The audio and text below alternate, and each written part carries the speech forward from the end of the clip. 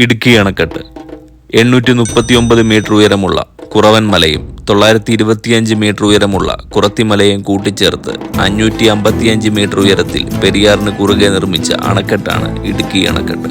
കേരളത്തിലെ ഏറ്റവും വലിയ ജലസംഭരണിയായ ഇടുക്കി ഡാം ഇടുക്കി ജില്ലയിൽ പൈനാവിലാണ് സ്ഥിതി ചെയ്യുന്നത്.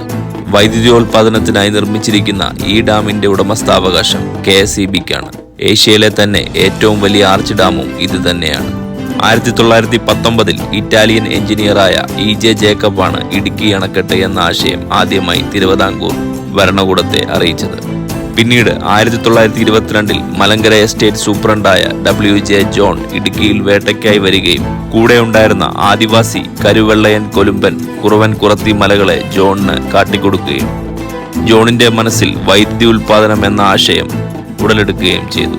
തന്റെ എഞ്ചിനീയറായ സഹോദരൻ തോമസിന്റെ സഹായത്തോടെ വിശദമായ പദ്ധതി 1932 തിരുവിതാംകൂർ സർക്കാരിന് സമർപ്പിച്ചു.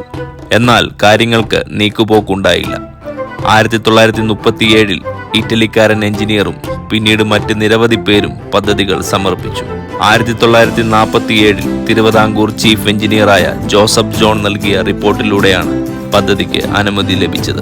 1956 ജലവിഭവ കമ്മീഷൻ പദ്ധതി വിശകലനം ചെയ്യുകയും രൂപരേഖ തയ്യാറാക്കുകയും ചെയ്തു. 1963 പ്ലാനിംഗ് കമ്മീഷൻ അനുമതി നേടുകയും ചെയ്തു. ഒരുപാട് ചർച്ചകൾക്ക് ശേഷം 1969 ഏപ്രിൽ 30 അന്നത്തെ കേരള മുഖ്യമന്ത്രിയായിരുന്ന EMS പദ്ധതി ഉദ്ഘാടനം ചെയ്തു. കനേഡിയൻ കമ്പനിയായ SNC ലാവ്ലിൻ പദ്ധതിക്ക് വേണ്ട ധനസഹായവും ടെക്നിക്കൽ സഹായവും കൊടുത്തു. രാജ്യത്തിന്റെ വിവിധ കോണുകളിൽ നിന്നും തൊഴിലാളികളെ ഇവിടെ എത്തിക്കുകയും ചെയ്തു.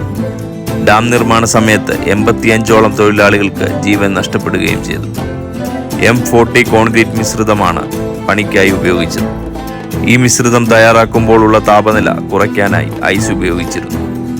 1976 ഫെബ്രുവരി 12 അന്നത്തെ പ്രധാനമന്ത്രി ഇന്ദിരാഗാന്ധി ഇടുക്കി അണക്കെട്ടിന്റെ ഉദ്ഘാടനം നിർവഹിച്ചു. 300 വർഷമാണ് ഇടുക്കി അണക്കെട്ടിന്റെ കാലാവധിയായി കണക്കാക്കപ്പെട്ടിരിക്കുന്നത്. 74.5 ദശലക്ഷം കനയടി വെള്ളം ഇതിൽ നിറയ്ക്കാനാകും. 780 മെഗാവാട്ടാണ് ഉൽപാദനശേഷി. ഇടുക്കി റിസർവോയറിന് താഴെയുള്ള ചെറുതോണി, കുളമാവ് എന്നീ 2 ഡാമുകളാണ് പവർ ഹൗസിലേക്ക് വെള്ളം എത്തിക്കാൻ സഹായിക്കുന്നത്. 40 കിലോമീറ്റർ അകലെയുള്ള മൂലമറ്റത്താണ് വൈദ്യുതി ഉൽപാദനം നടത്തുന്നത്. ഇടുക്കി അണക്കെട്ടിന് ഷട്ടറുകളില്ല. സംഭരണശേഷി പിന്നിട്ട് കഴിഞ്ഞാൽ ചെറുതോണി ഡാം വഴി വെള്ളം തുറന്നുവിടുക.